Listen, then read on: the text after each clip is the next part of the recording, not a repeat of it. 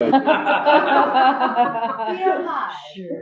We're live, the Senate Appropriations March 11th. We're going through fiscal year 26 budget requests. Today we have the Attorney General's office. I'll let you introduce yourself for the record. I am Charity Clark, Attorney General. With me today is my Deputy Attorney General, Rob McDougall.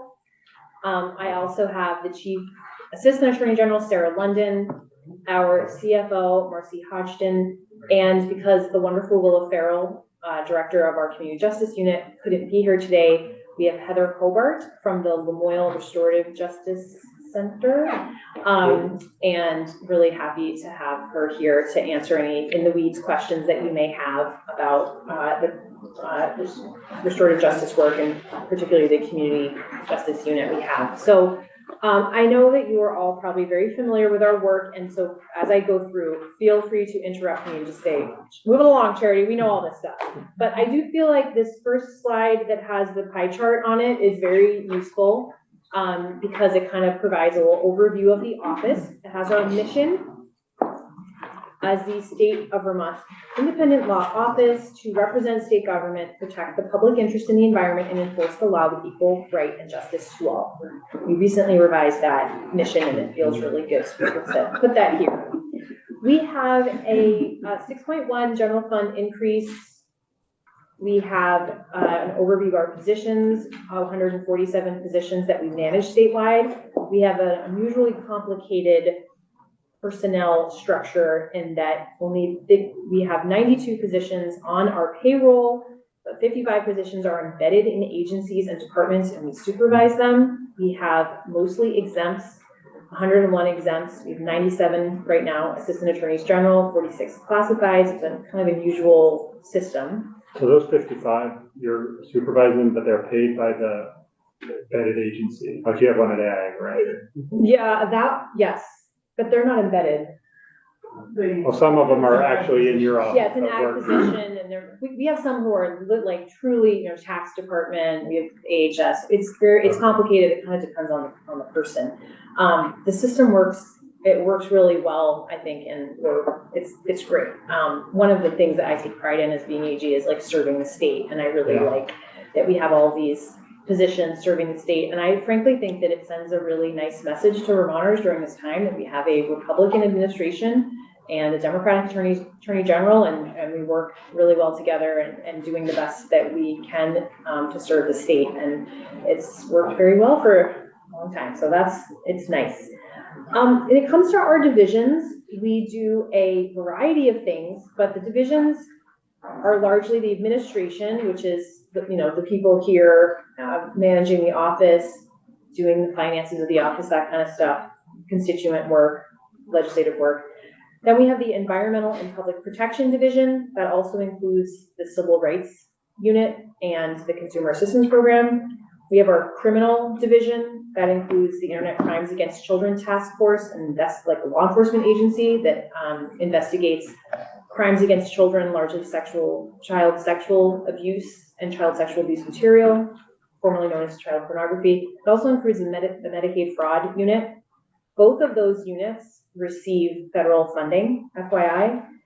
General Counsel and Administrative Law Division is a very large division. That is where a lot of the embeddeds might be, running from transportation, tax, education, kind of grab bag. We do administrative law work there as well. The Human Services Division is gigantic, and we have lawyers in, the Department of Health, Department of Mental Health, et cetera, et cetera. Our Civil Division is the division that defends the state when the state is sued. So cases like EB5, we have a lawyer working on sometimes people bring a case because they think a law that you passed is unconstitutional.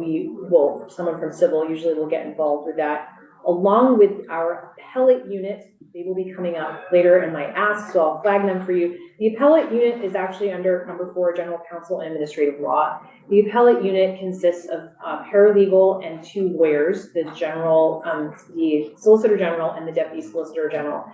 Of course, in Vermont, we have 2 layers of courts. We have the trial courts in every county, and then we have the Vermont Supreme Court next door. That's our appellate court. The federal system has more layers, and sometimes we'll have more layers. We just have the 2. So we help sometimes we handle the case, and sometimes we're kind of collaborating with another lawyer in state government on their appeals to the Vermont Supreme Court, or their appeal in, in federal court. They also, because of that work, they are experts in constitutional law and have been assigned all of the work that we do on the federal level. They are currently extremely busy, working nights and weekends, and that's the appellate division. Yeah.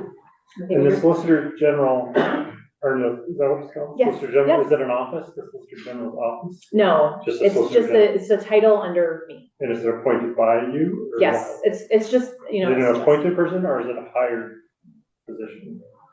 well, they're all hired. Just hired? It's Yeah. not- There's not, why this separate title? And do other states do it differently? Well, it used to be, and up until probably 10 years ago, the person who doing the work didn't have the title. Other states did that, Right. and it's sort of an honor. It's not honor. Okay. It's an honor to have the title. Okay. The person in that position tends to be extremely accomplished. Maybe they did a clerkship. Maybe they're a judge now. Right. That's sort of the histories. It's just they're extremely capable, hardworking, smart, and experienced So some attorneys. states, they have their own, they can make their own decisions on cases, or I they're don't always think so. always. It's all under the Attorney General, but it's a person who has a high level of skill, knowledge. Like the and- top lawyer, except the Attorney General, they're a lawyer. No way. I mean, in that field, they are certainly the top. And it's a really critical role that they play because of all the different types of, appellate. It could be anything, so they have to be nimble enough to understand, this is in agriculture context, this is in the children and families context, and so they have to be nimble enough and then keep abreast of all of the changing case law that happens all the time. So it's a pretty cool job. So it's a very, in demand. People really want that job. Who's the Solicitor His name is General? John Rose. He and I were baby lawyers together down to Martin, back during George W. Bush's second term. That's how long ago it was. And he was, when I arrived at the Attorney General's office in 2014, there he was. He was there and he left, and then we dragged him back. And I'm so glad we did. He's doing a great job. Our Deputy Attorney General, our Deputy Solicitor General used to be in our environmental unit and kind of started helping out when they somebody stole somebody, and we needed an extra set of hands, and he's doing a great job too. So they're both just really wonderful and extremely hardworking. When you're texting someone at 7 a.m. on a Sunday saying sorry, but and they respond, they're really hardworking folks. So I'm so grateful to them during this time. It's been a lot. And then the last note here, the Vermont Court Diversion. That's a separate budget. You probably, everyone here probably knows they oversee grants that are given statewide to organizations like Heather's. And unfortunately, Will is not here, but we will get to that portion soon. This is a great, next slide is a great overview of our budget and some of the explanations of where we get stuff. So and again, I don't want to belabor stuff that you already know, but just to go through this, personal services, you can see that personnel is by far our major expense. We also have operating expenses. This grants, $20,000, that's the Internet Crimes Against Children Task Force, ICAC, that I mentioned. We get a lot from the federal government, and again, most of that is personal services. The sources of our funding, we have a variety. The general fund is the big one. The special litigation fund is, obviously we get money, which we'll talk about, to the state as well as spending the state's money.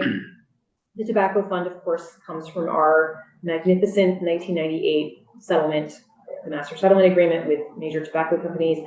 The federal revenue fund, again, that's the Internet Crimes Against Children Task Force and the Medicaid fraud unit I mentioned. And the interdepartmental transport is basically like we're the law firm to these agencies, and they're paying us for the lawyer that we are. That's kind of how that's working. The right side has a box, personal services increases. These are things out of our control: health insurance, pay act, retirement.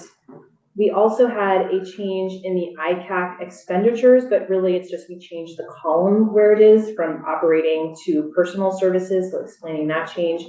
And then this is a nice big operating decrease. That is from 122,000. That's from the EB5 litigation. Essentially, we had a storage, document storage, I don't know the word because I'm old, software. It's called Everlaw. It's great. We've actually used it for tobacco too. It's very expensive. And now that we have settled that case, we're able to remove that one from our books. Is that nice. All done? EB5 is totally done? Or we have, the settlement is, we're at the end. I'll give you an update. Recall that we settled the case, but then we had this opportunity to reduce the amount of settlement by $4 million. If we could get green cards to the individual investors who had not yet procured their green card. So we've been working very, very diligently to do that. Many have already received their green cards, and critically, a very effective piece of paper, a affidavit from the former commissioner of DFR and our current treasurer, Mike Pichak. We found that if people included that affidavit, which describes the situation, the investments that were made, et cetera, they were going to get their green card. And so we have worked hard to get that incorporated and make sure that people have that in their application for a green card. So that work means that we're trying to reduce as much as possible that $4 million, ideally to zero. We have been kind of working as we go. I can provide you with more detail on that if you want it, but that's where that is. The deadline, I'll just describe, the deadline is July 1st. However, there's like a 6 month if things are in the work. Of 25? So, yeah, so it's really the end of this year that we'll have the final. Senator Norris? Yes. I was just curious, green cards, how many does that consist of? We're building a village here, we've got a couple, what does that consist of? How many green cards? How many green cards would be an issue, yes?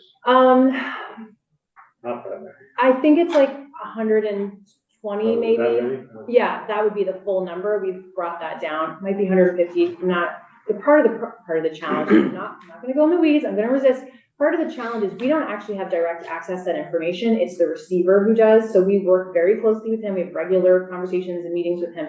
So he's the one who has that data and we don't. So that's part of why I don't quickly have the number off the top of my head. And the receiver selling off assets, that doesn't involve you in the lawsuit. Right. That's right. Okay. Yep. Okay. This is my brag slide where I get to tell you all the good stuff we're doing. So you know the investment in the Attorney General's office. I don't want to belabor it, but we had sued Exxon and other fossil fuel companies for misleading consumers. That's a lawsuit purely under the Consumer Protection Act. We have sued manufacturers of PFAS and related chemicals for contaminating Vermont. We obviously have pursued many actions against a variety of opioid manufacturers, distributors, marketers, you name it. We've sued Meta and TikTok for their harms against teens and their mental health using their addictive app.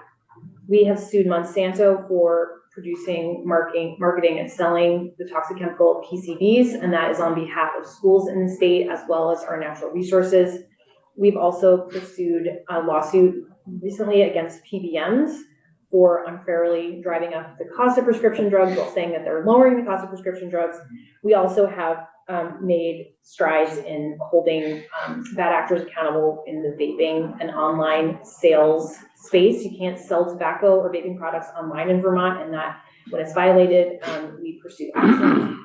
So that's kind of enforcement actions. There's many more, but here's some highlights for you. We secured a jury conviction in an aggravated sexual assault of a child that's awaiting sentencing.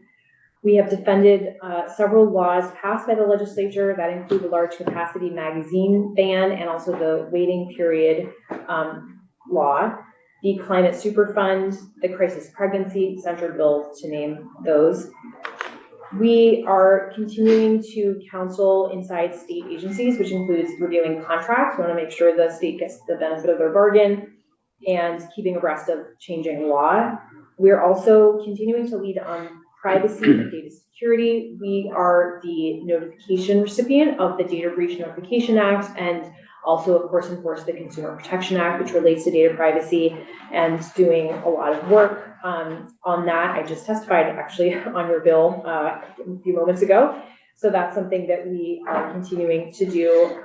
So just kind of a variety. And I should mention the Consumer Assistance Program, because I know that when you have constituents with a problem or a question, it's such a great resource. If you don't know the answer on, okay, I don't know where to send them, you can always call CAP, because they know how to navigate state government. That's a lot of what they do are referrals. So just, you can email me or email them directly to try to get your constituent the help that they need. They've been helpful for me for constituents that have had troubles with their propane dealer in particular.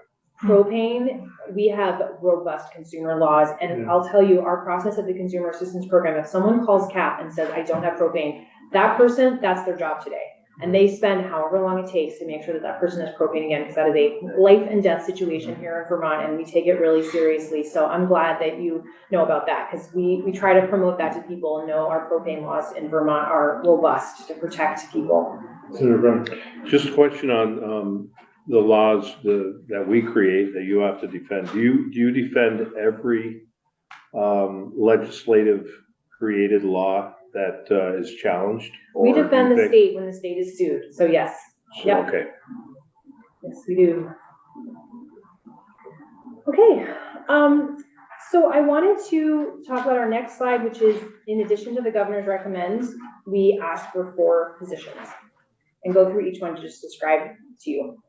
The first I've described to you before because it involved a request in the BAA, and that is funding for the Appellate Unit Assistant Attorney General. Thank you for including that in the BAA, much appreciated. As I said, we are working very, very hard. And the other attorneys general like kind of chuckle at me when I describe how small our office is. Small but mighty is definitely a theme in Vermont, but that unit it's not sustainable as it is. They're working every single day. The second is the creation and base funding for what we're calling a Big Tech Assistant Attorney General. When I show you the list of settlements that we've had and with Big Tech, with large corporations in the consumer protection space, you will see that a lot of money is at stake. One thing that we want to make sure we're doing is, with our little unit, making the biggest impact on consumers. And sometimes that involves going after the biggest companies because they are influencing and impacting the largest number of Vermonters. What we have found is that a lot of money can be at stake. And I'm going to give Blackbaud as an example. Blackbaud was, they are a great company. However, they had horrible data security practices, almost like laughably bad. It was awful. And they've corrected all that, and it's great. We used to have someone in our office who was an expert on this issue, and he saw the opportunity, convinced a fellow AAG in a Republican state that we should do a case, persuaded the front office that we should do a case, and because of that, we were the lead state. Now, Vermont, we're tiny. We don't often get to be the lead state, and when we do, we get more money. Classic example, the most extreme example is in the 1998 Master Settlement Agreement with tobacco companies. Attorney General Amistoy and then Attorney General Sorrell saw fit for us to be a lead state, and we leaned into it. Now, we all know we get a lot of money from that.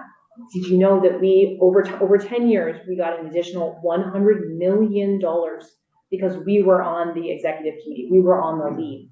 So on a much smaller scale, the Blackbaud case involved, and if you look down, we got $3 million.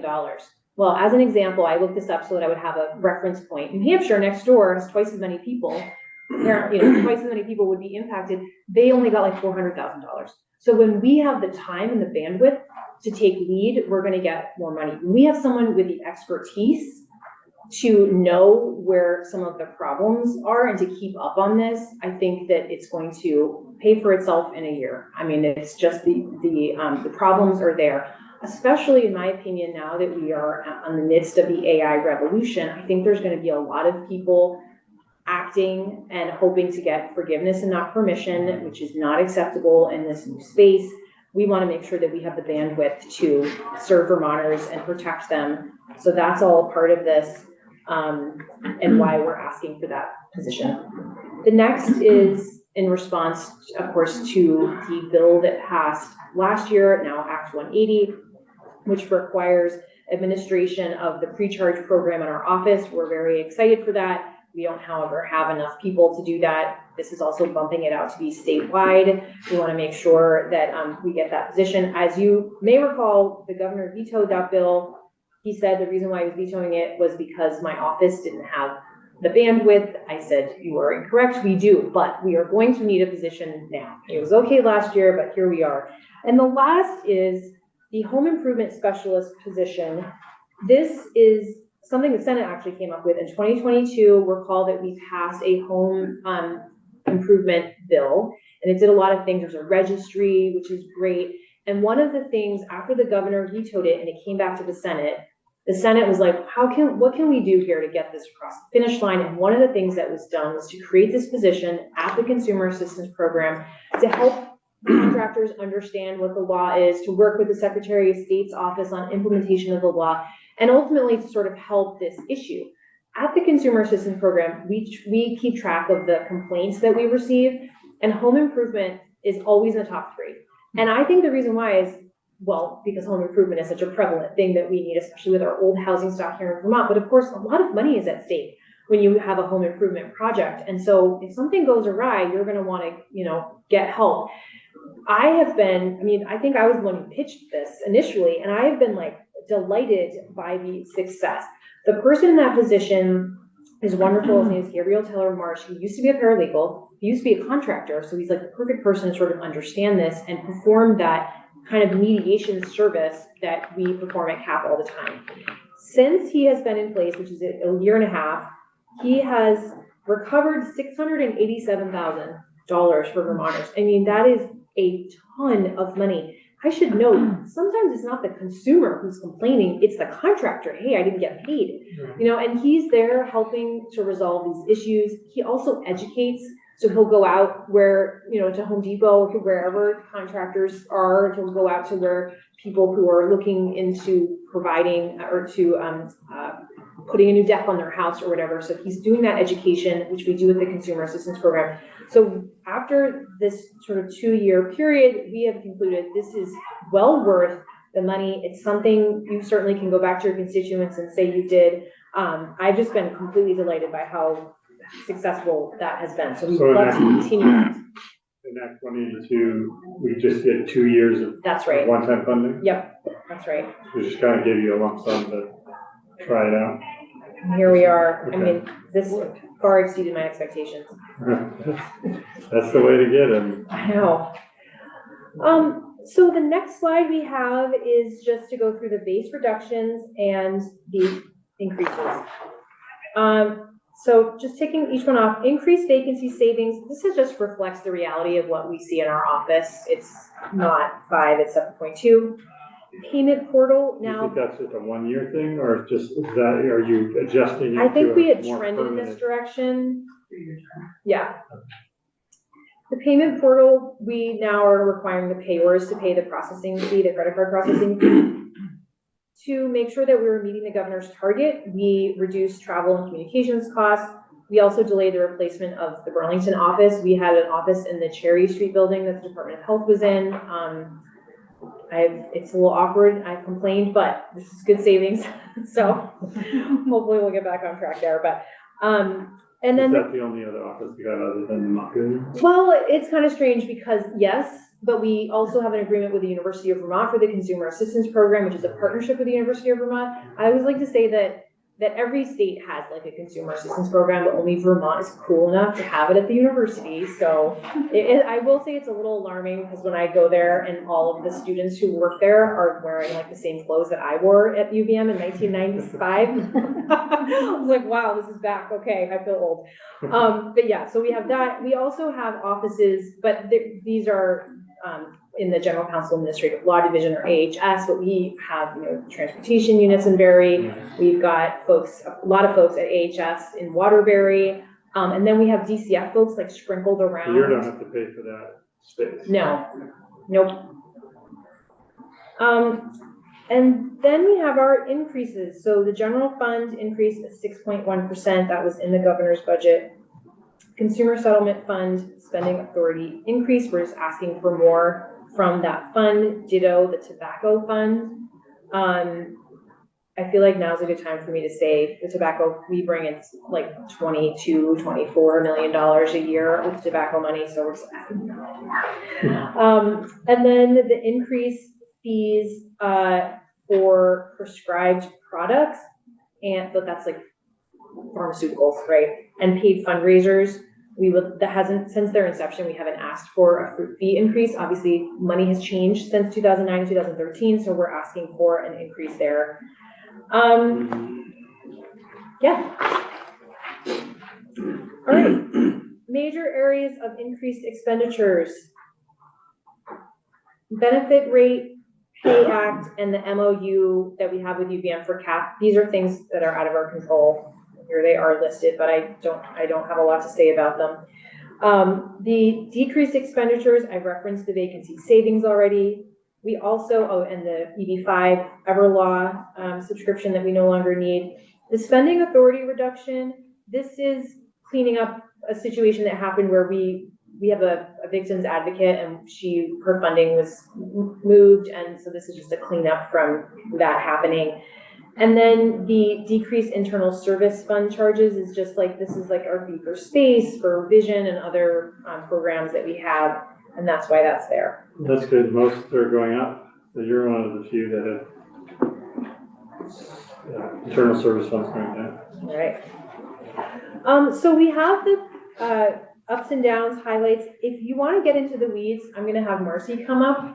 Is that something you want to do, or I can move on to our basic, wait, what slide is that? The slide that has all of our, page 14, our itemization of consumer units receipts. Well, I have a question. In a lot of other agencies have mentioned the childcare cost as a new increase. I assume you're obviously paying that, but is that just kind of in your, it's not part of the Pay Act, but just personnel. Okay. Just in the benefits part. Yeah. I mean, we don't have to go line by line of the ups and downs, but unless there's something that is unusually high or low or point out. We try to do that in the slides to make it easier. So, yeah, but I will say the child care contribution is on the next slide. So people are curious about that. And I mentioned CAP, this slide that kind of breaks down the information. This is slide 10 about like how many people we're serving and that kind of thing. So if you're interested about CAP, I used to work at CAP, so I'm kind of obsessed, so you'll have to forgive me, but so flagging that. And then this next slide about CAP, I'm gonna highlight for you because this is a calendar year. Remember when I said that we hired the home improvement specialist about 1.5 years ago? Look at this increase. Well, this is also, I guess, a couple changes, but I'm highlighting him because you know how much he's been saving Vermonters. Look at this change from 2022 to 2023, and we even beat it last year, and we're gonna try to recover even more for Vermonters. We're putting money back in their pockets, and I'm just incredibly proud of the work that they're doing. The director that I installed when I became Attorney General of that program is Chris Curtis, who used to be the chief in our Public Protection Division, now the Environmental and Public Protection Division. So he's doing a bang-up job. Really proud of all of the work that they're doing. Can't say enough about CAP, good things about CAP. So unless you have other questions, I was gonna skip to slide 14, which goes through the receipts that we get from our work in the enforcement arena when it comes to the consumer unit, which is the largest area of receipts that I thought would be of interest to you to kind of take through them. Can I just ask a question on the ups and downs sheet, the red reductions to target? What number are you? Slide 9. Yeah, way there. It's red bars, it says reductions to target. Oh, it's page 10, but slide 9, if that makes sense. Marcy, those are the reductions we needed to make in order to meet the governor's. The governor's 3% target, okay, I was just wondering what target you were talking about there, okay, thank you. Okay, so I mentioned Blackbaud, and you can see them on the FY 2024. There's a lot, okay, I should also mention, there are some national settlements, those multi-state lawsuits that we join other attorneys general and other states on. However, we haven't included the national settlements related to opioids, so there's more, but they're not on this. And that, our opioids work is in the consumer unit. But Suboxone is here. Juul Labs, obviously that's a vaping company. Morgan Stanley, that was a data breach, similar to Blackbaud, there was a data breach issue. Limlaw's Pulpwood is a weights and measures, like they were selling cords of wood, but they weren't really a cord kind of case. Adore Me was a subscription lingerie service. I did look that up. And then some of these are smaller, but I'm happy to, if you have a question, I know Rob has all the info on these. So if you were curious about any of them, we could go deep. But the big ones for 2025, Johnson & Johnson, that is an opioid one. Juul, again, vaping. Marriott is another data breach. You can see why I'm so interested in. So the Juul number is the exact same number, is that because it's like a multi-state settlement, yeah. And multi-year, it'll be that same number for a few years. I don't know about That's 2 more. Yeah. The Amazon settlement was also a vaping, an online sales ban problem that we settled. So you can see there's themes. It's vaping, it's data breaches, and then T-Mobile, Verizon Wireless, AT&T. This was kind of a classic consumer violation where they said they were doing something, that their products could do something they really couldn't do. And also of interest, the JMD hospitality settlement. Recall that we had, after the motel program closed, or had started to wind down, we recovered a lot of money on behalf of the participants in that program. And in addition to recovering money for them, there was also this amount that went to the state. So those are the big ones. Happy to answer any questions about this, but I wanted you to have an idea what the numbers look like. I think at one point we had a question during the DA about the settlement fund, like the funds come to the AG when you have a settlement. There's sometimes that those settlement funds come to the general fund? Oh yeah, yes. Like there's a transfer on? Yeah, but it depends. Marcy would have to, I know that is the answer, but Marcy, if you dig any deeper. Is there like a rule? Yeah. Like, or each one has a different set of rules, like when we get a settlement in, first it goes to replenish the spending authority that we get in the big bill out of that fund. Right. The second, it goes to replenish if anybody uses any of the complex litigation special fund, it'll replenish that back up to the $1 million balance. Anybody would, I thought the AG was the only one that would use that one. It's actually us, and I think it's the auditor's office and possibly SAS. Okay. They can just use it, they don't have to do it. They would have to do excess receipts request and go through finance and management. Okay. So the administration, AOA secretary would approve that, I guess. Yeah. And then anything left after those two things comes to the legislature for a direct act to the general fund. Okay. That's by law too. That's Right. into the public monies. I think it's in the 500 section that money that comes in goes. That kind of waterfall how it happens. Okay. So you can only keep what you've spent, basically. We can only keep our spending authority. Yeah. Yeah.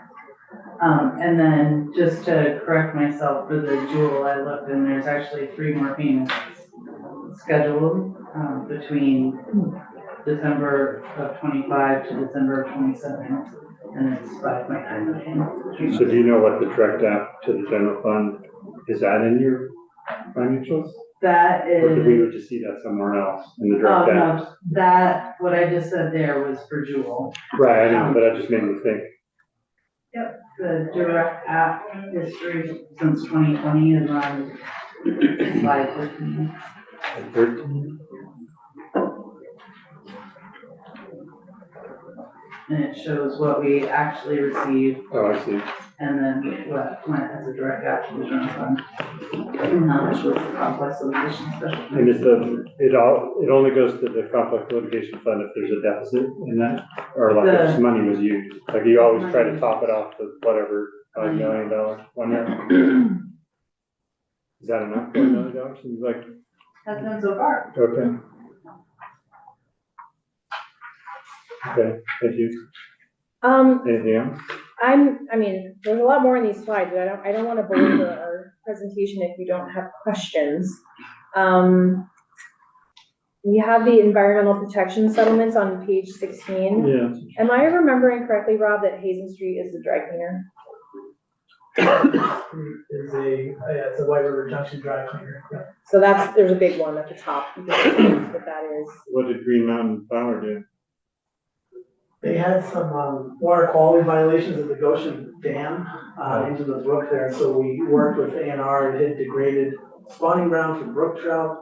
The settlement included remedial sediment removal and flushing work plus a penalty, so that was a referral we received through A&R. And so when does A&R's just go enforcement division handle these things, and when does it comes up to the AG's office? Well, the Attorney General can bring, her own cases, but a lot of these are really referrals when things start to get more complicated, and we'll handle that. But we have a great relationship with ANR. Yeah, they tend to be more complex cases and repeat offenders, sophisticated entities on the other side, things like that, get referred to us from A&R, so. Yeah.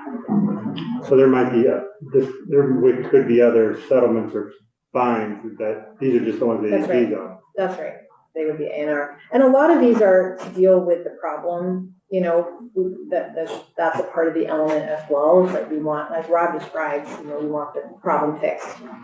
Okay, Senator Lyons? And that was sort of my question, so going back to some of the national suits that are going on and settlements that you're seeing, how do we know that this isn't going to continue, and is there any provision within the settlement that says there's oversight, and who does that oversight, and how's it paid for, that go on? So once we get a settlement, we file it in court.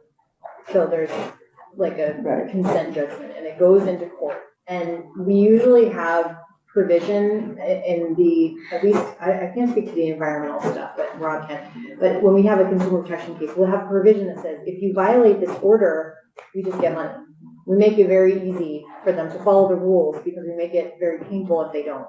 So that's how we address that. And then how do you make sure that they aren't violating? What's the oversight for that? Yeah, go ahead. Yeah, so the environmental one's a great example. We always first want to stop the problem, right? That's Yeah. rule number one. That gets papered and it becomes part of a settlement, part of a court order. So we have the teeth of the court that helps, we can go through the penalties. We can repair the damage if we want to remediate, and then there's also a civil penalty as a deterrent, and also send a message to others in the same kind of business industry that you can't do this. I'll say that in environmental, we're lucky in Vermont, we don't have a lot of truly bad actors. A lot of it is cutting corners or not knowing what to do. A lot of the farm cases we have are not bad actors. We're not trying to put farms out of business, but they need to be brought into accord with the law and enforced. Then we rely on the agency, because we don't have investigators in our office. So we rely on the agency to take complaints, to go out and spot check to make sure that things are going along as they're supposed to. Sometimes we have reporting to us as it works in a settlement, but a lot of times it's put back on A&R or the Agency of Agriculture who referred the case to us to go back and make sure that they're doing what they promised they do as part of the settlement. I need to footnote, we do have investigators in other Yeah. areas of the office, but not in environmental. Okay, so that was, I'm looking at Amazon, for example, Oh, yeah. Johnson & Johnson. So how do you do that? Every area is different. So that, when it comes to that issue, we actually work with investigators in the Department of Liquor and Lottery when we do our tobacco work. Okay. So a great example of government working well together, but. And I just add on the Amazon one, that had to do with third-party sellers, so people selling tobacco through Amazon. Yep. When it came to us, I think we thought there were 1,500 examples of that on Amazon. So we got them to commit that they would not do that anymore, to the best of their ability. They paid us $400,000. We just got a report last week that the number of third-party sellers online was 81 now. down from the 1,500, and 80 of the 81 were in China. So it shows that they're reporting to us that they're following what they're supposed to do, and that's one way we can monitor as well. Okay, thank you.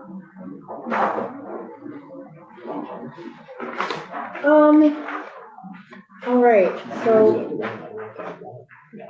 I'm inclined to move to the, community justice units budget. So the community justice unit oversees currently court diversion and pretrial services, and of course, because of Act 180, pre-charge, and we're making that transition. This is a program that's run, or a unit that's run by the wonderful Willa Farrell, who works with all of the agencies like Heather's and administers the grant. And these are, of course, different programs, and it's kind of one of these classic, wonderfully complex systems that works. And part of the reason why it works is because the system relies on the people in the local region knowing their community, knowing their state's attorney, knowing their service providers, and it works very, very well. I hope that you have had a chance this year or in previous years swinging by the cafeteria when all the service providers do this work, all the restorative community justice centers are in the cafeteria, and talk with them, or you maybe know them in your own communities because they do really great, wonderful work.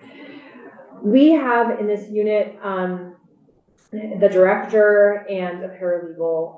Actually, she might not be a paralegal. She is a paralegal. And they are administering this for statewide. So here's the information that we have. Normally Willa handles this, so I'm unfortunately not the best person to be providing an overview other than basically what they do. But Marcy, of course, is here to answer questions that you have. And if you have questions about the programs itself, Heather in Loyola County is on the ground and can give you more information about that. If you have questions about pre-charge, we'd be happy to give you that info as well. And it's been, I mean, we've had these pretrial services in different ways for many years, like court diversion. Oh, yeah, The last that's couple of 40 years. It's been Yeah. more targeted or coordinated. It's that, well, the pre-charge portion is trying to bump it out so it's statewide, because right now it's not available in every county, and also to make sure that it's coming under our community justice unit where it really belongs, and that making that transition. When it comes to, I should just know something that when I learned this, I was surprised, and I think it's noteworthy. This program, of course, we're dealing with the lower level crimes and trying to get people on a better path, which is making an investment in that person that is going to save us money down the road. And that's in your context. I flag that. But actually 20% of misdemeanors in this state go through one of these programs, 20%. So we're kind of redirecting people out of the overburdened judicial system, and getting them services that they might need, wherever that might be, you know, with alcohol or mental health, whatever, a lot of these programs. And the restorative, I'm sure that many of you are familiar with your own restorative justice nonprofits in your area, but the work that they're doing is community-based. You know, it relies on restorative circles, volunteers. I mean, it's such a Vermont way of approaching these issues, and it gives us a lot to be proud of. I will say that in my town meeting this year, the change because of Act 180 was a really hot topic, and I was touched to see how many people care about this program. I'm sure there are a lot of people in all your communities that really care about their own restorative justice work in their community. Can I ask one question on that, on the performance-based metrics for that? You have the number of court-ordered issued. Is that considered better if you have more, or is it just telling us how many, or is it better if it goes down? No, I think that it's better if it, well, I guess it'd be a percentage of yeah, all. it's accounting for all of them probably more than anything, but it's a good thing to say out of a whole, like we're bringing people to pretrial services instead of sending them through the system.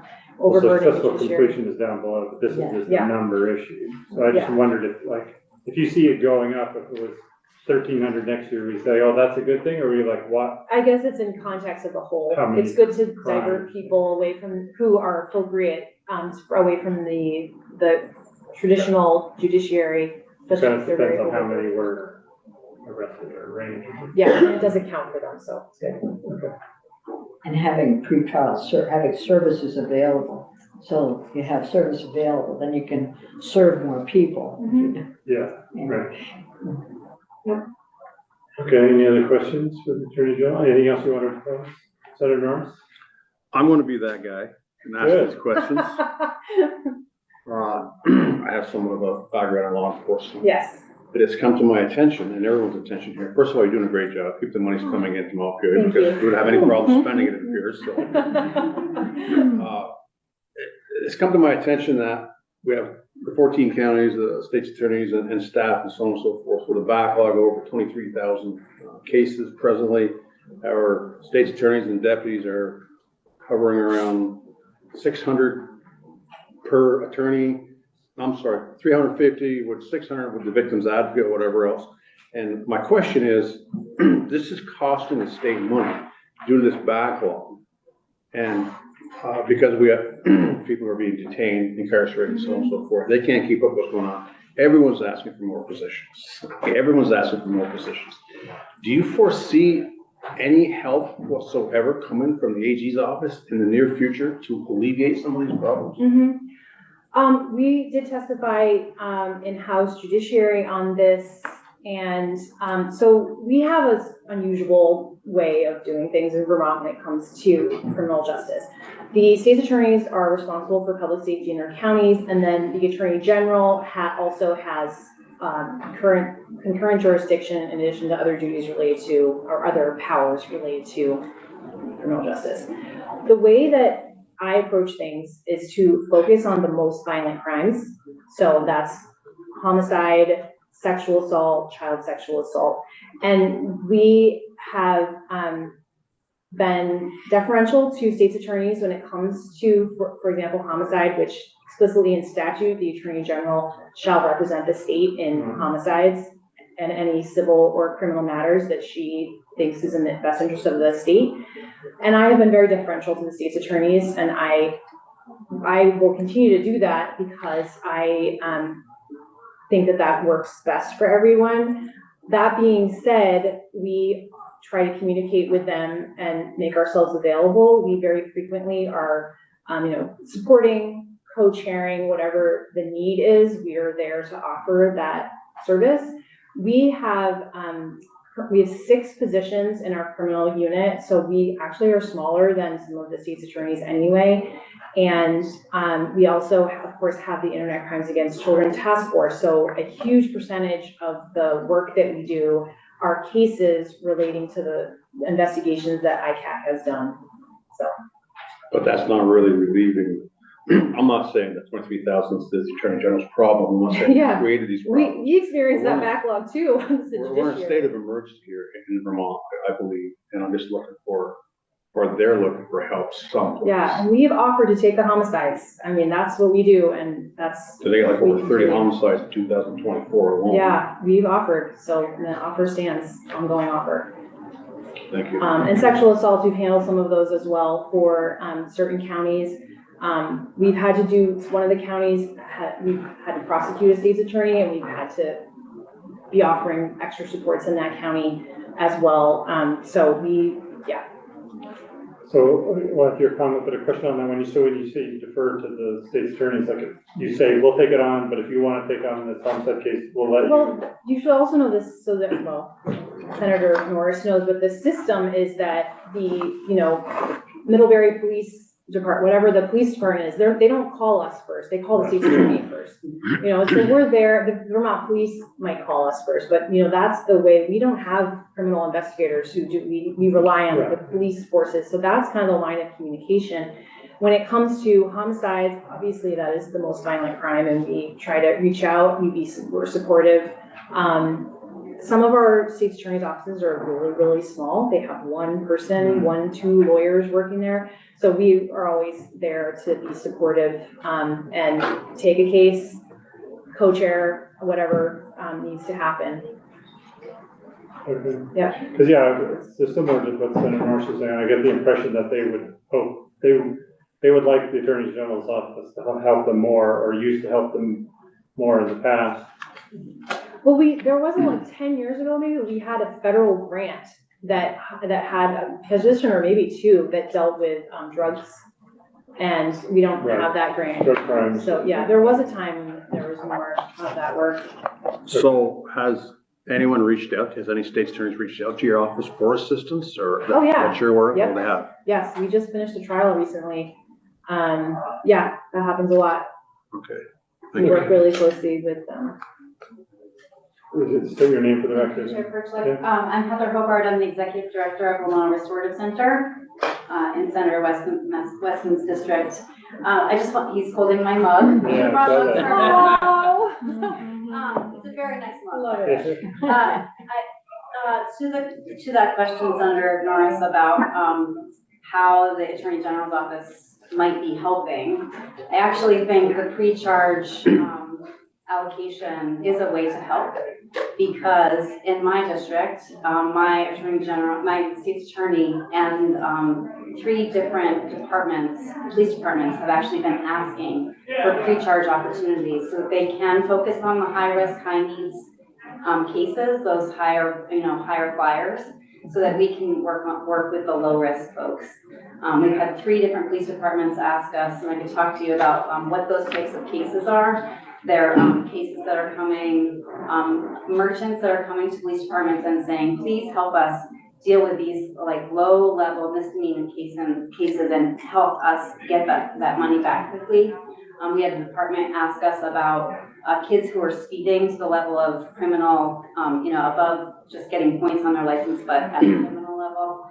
We also had a different police department ask us about a case for an 18-year-old who was living at home, who had never been in trouble before, had no signs of being in trouble again, had taken his parents' car, was charged with operating without owner's consent and a number of things. All of those charges really needed immediate handling, and we all know that the court process really can belabor things and take up time. We had one of the longest backlogs, unfortunately, in the state that we were known for. And I think that the more opportunities we can provide to manage those lower risk, low needs cases, as is the pre-charge allocation asked for, the attorney asked about, it would allow for the prosecutors in our counties and the police departments to deal with those higher flyers. We can deal with those low risk cases. We have the mechanisms to do that. We've been doing it for almost 50 years now. We know how to do that with the help of volunteers and our staff. We just need the money for it. So I really appreciate that question. I think the more tools we can add to our toolbox, the better. Okay, thank you. That's helpful. Right, any other questions? Parting comments? Thank you. Thank you. Appreciate the work you're doing. All right, we'll take another quick